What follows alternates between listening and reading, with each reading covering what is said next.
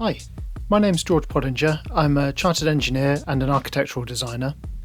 I've been using Twinmotion now in my practice for about 2 years, and I just wanted to share some thoughts with you. So Twinmotion has been fantastic for my practice to show clients, particularly domestic clients who might not understand how to read a floor plan or a section or an elevation, to show them what the design's actually going to look like for them. And showing them these pictures, it's really helped. And I started offering videos as well, and the video feature's been really powerful to just bring that extra level of understanding so they can really see what the finished project is going to look like. And again, that's been really helpful.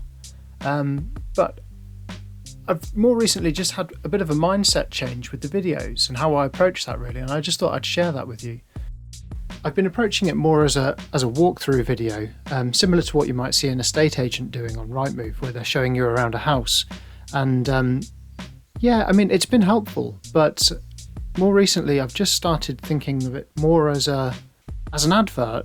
So rather than filming a walkthrough where you're just going from one room to the next, I'm starting to think more carefully about how I actually set up the shots as if I was there filming it.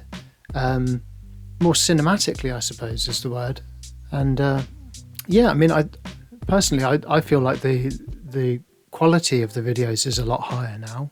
And I think it really sort of helps reveal the different design features to the clients. And so far it's been quite positive.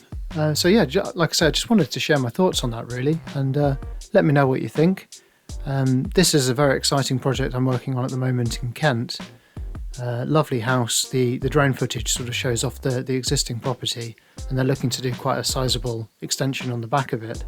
And I just wanted to provide a couple of examples of this sort of new way of thinking of the videos. So yeah, let me know your thoughts. I hope it's been helpful. And yeah, thank you very much for watching.